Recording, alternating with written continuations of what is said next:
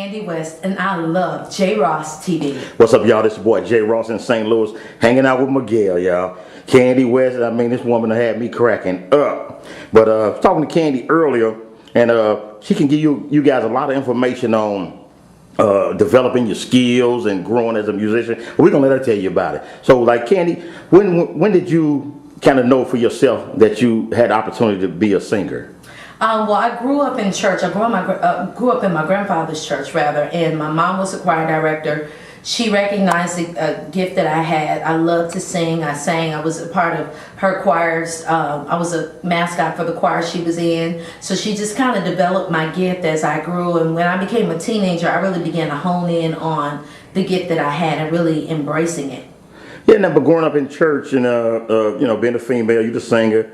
And what about the distractions? You know, boys or playing outside. Did you have to really dig in and develop your gift? Yeah, absolutely.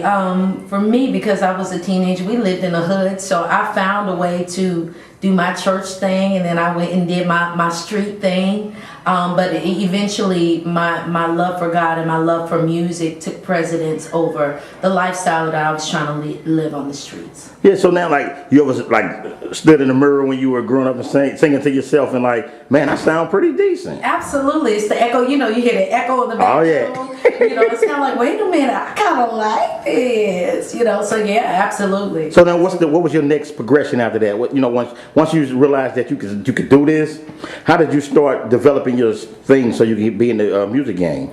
What happened was my mom pushed me as a singer, and there was a community choir at the time called New Deliverance, which became God's Property. I joined the choir, and from there, we just, you know, as you know, God's Property is the top-selling gospel group of all time. And so just having the opportunity to do that and connect with that, that's how my professional career got started. Hey, Candy, but now you in a group like that, y'all blowed up, banging, hitting there all over the world. But you was one of the ones that was able to be separated out of the. I don't want to make it, you know. I'm trying to make rap people look, but you separated in a sense. What causes that? I think it was just embracing my uniqueness with my sound, the sound that I had. It wasn't, you know, I never considered myself to be a choir singer. But there was something unique in my sound that, you know, those directors and people like Kirk noticed and wanted that sound to be a part of what they did.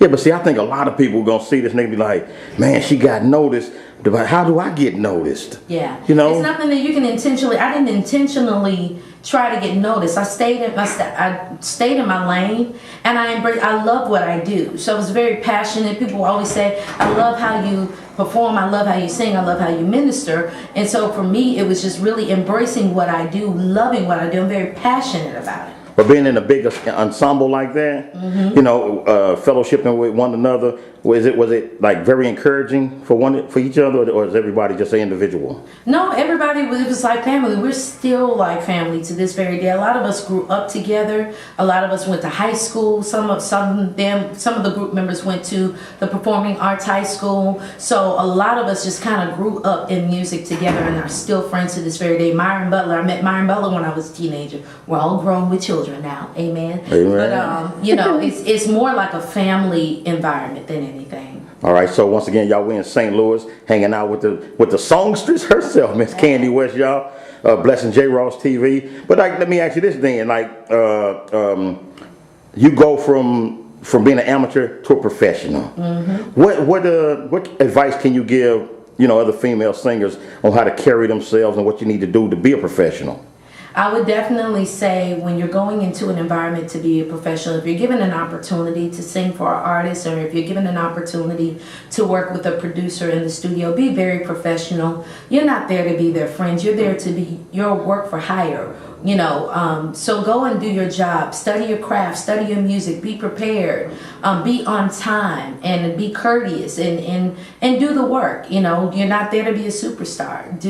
Work your lane and allow opportunities to come from your work ethic. And I think that's one of the things that was a very strong suit for me, my work ethic. I would go in, I'd be very professional, do my job, you know, and be very personable and leave. I wasn't there trying to, so where we going after this? What we doing? And can I get your number so I can call you? Sometimes it's like, no, I'm here to work. I'm here to do whatever you need me to do. Oh, you just mean, Candy. You just mean. Hey, can you explain to people the importance or the process of networking? It is so important to network. When you go into an environment, you don't want to just sit in the corner and watch everybody else and watch the room. You want to work the room. You want to go and shake hands and just introduce yourself. It's not like you got to bombard people and overwhelm them with who you are and what you're trying to do. But something as simple as, hi, I'm Candy. And they say, hey, what are you here to do? I'm a vocalist and I sing and I write, so I'm just trying to meet some people, and it was nice to meet you, move on. You never know how that little seed will make an impact on a person. But hey, how you build your confidence up though?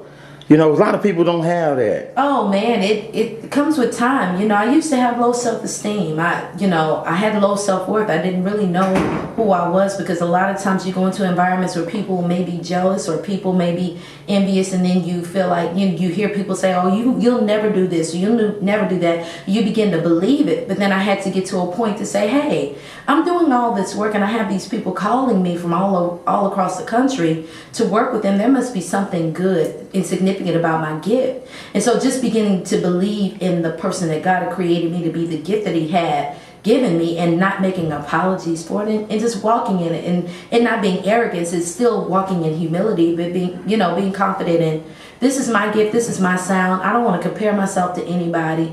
I work with what God has given me to the best of my ability. Yeah. Hey, last question, Candy. What's up next for you? What you got going on? What can folks expect from you? You can expect, I have something really, really great. It's a secret, but I have something great coming up that's about to be launched in December. I'm a part of a movement that I'm really, really excited about. And in 2014, I'll be launching my own entertainment company, Talent Suite Entertainment. Go ahead on. Yeah. So be looking for that. I'm pushing to launch in the springtime, which is a multifaceted company. Artist development. People don't develop artists anymore. I want to get back into honing in that's a lost art. Developing artists and talent, music production, television, film, all that good stuff. So I'm going for it. Go ahead on. It's my season. All right, so how can they find you on Facebook, Twitter, all that noise? You can find me on Facebook. I am Candy West on Facebook. I am Candy West on Twitter. On Instagram, I am THE Candy West, The Candy West. And I do have a website as well as candywest.com. So check me out. Hey, y'all, that's Miguel Candy West. We in St. Louis hanging out. She getting ready to put it down. The J. Ross TV, 10 million strong. We gone. Peace.